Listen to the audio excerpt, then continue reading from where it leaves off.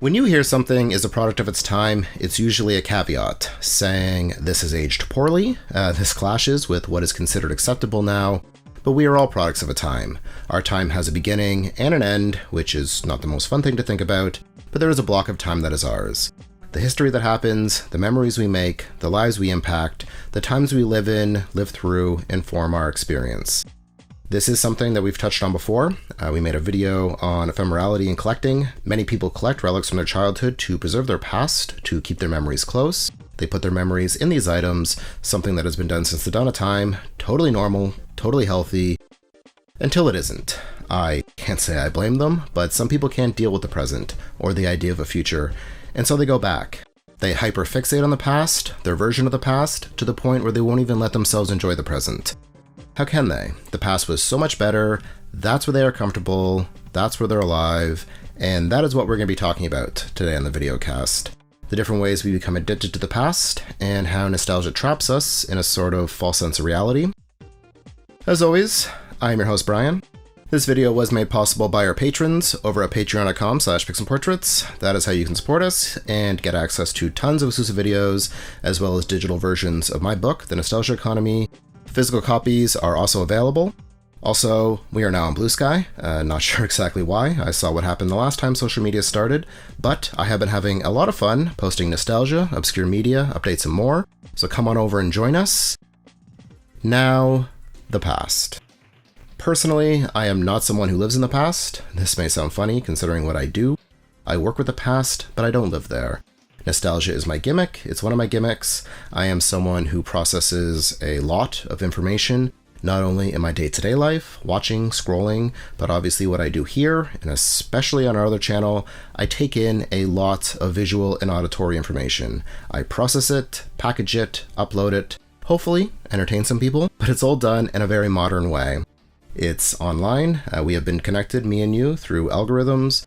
I don't spend my time pining for the good old days. I finish my work, I play Street Fighter against someone in Italy or Korea, checking how many people are consuming what I make in real time, down to how long they watch for. Then I eat dinner with my partners, take an edible, legally, watch some YouTube, and go to bed.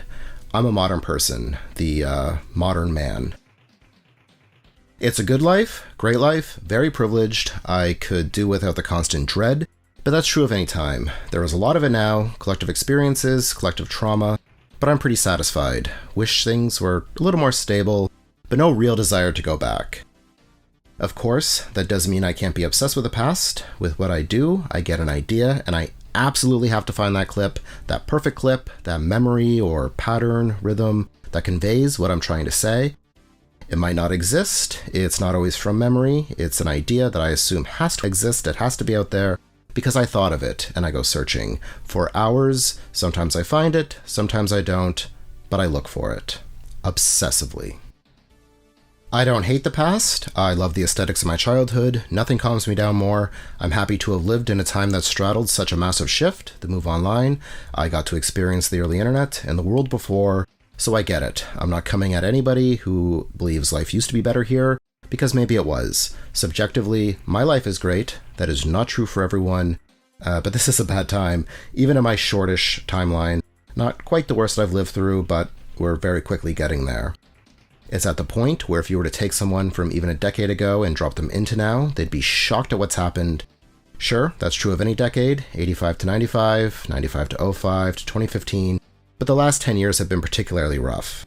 Major historical events happen, collective trauma, stop, turn it around, go back, and that's what a lot of people do. They tune out, create idealized versions of their experience, fill it with their happiness, their joy, cut out the sad or stressful parts, and that's where they want to be.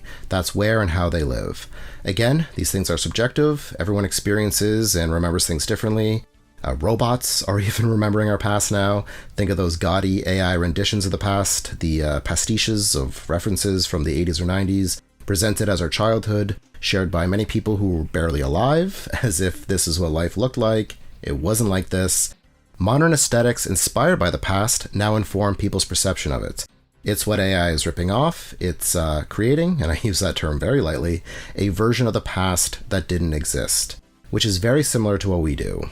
We take all these things we remember, media, objects, memories, our childhood, throw them all together and say, yeah, that was great, that was better. I see it in comments, people pointing out flaws in the current time when watching something from before the internet or smartphones. Look how much fun they're having, not a cell phone in sight, instead of trying to find themselves or something familiar in these people. It creates this weird opposition or hostility towards the present. Everything is bad now, it used to be better. This, now, is who we are, this is where we are and when we are. Just like it was back then, when we looked longingly towards a further distant past we no doubt considered to be better. Nostalgia creates a false reality.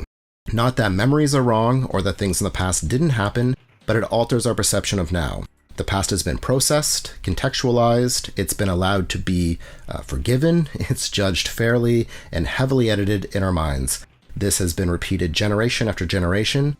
Back in my day, things were better, and maybe they were, for you, because we are products of a time. Instead of accepting that, we are getting older and letting go, trying something new, we dig in, we lash out. Negativity drives engagement, and engagement makes money. It gets clicks, views. The state of social media is rough these days with all the rage bait, bots dividing people, targeted ads designed to make you angry, to get you to comment and help spread it. Content creators exploit this as well. I have been guilty of this. Some of my most watched videos also have the most negative spin on something. We are outrage machines. We like being upset.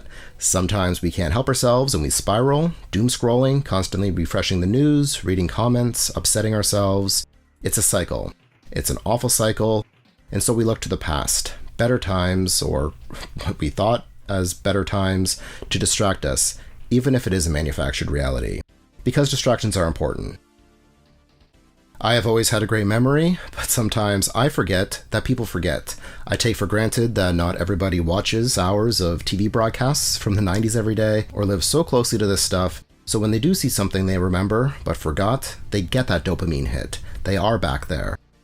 For me, it takes a lot more. I'm addicted to the past. My habit is out of control. I have revisited and processed so much that it's rare that I get that full-on nostalgia hit. I need something big, or something totally lost media found kind of thing, but I don't treat the past as an escape. Obviously, I can appreciate and enjoy things from the past, but sometimes it fills me with even more anxiety thinking of the time before, especially recent past. I need to live in the now. Anyway, these are some of my thoughts on this. Maybe I'm off base here. Let me know what you think. What time do you escape to? Is there a period you seek comfort in? Feel free to share. Sometimes it's nice knowing that other people are feeling this way too.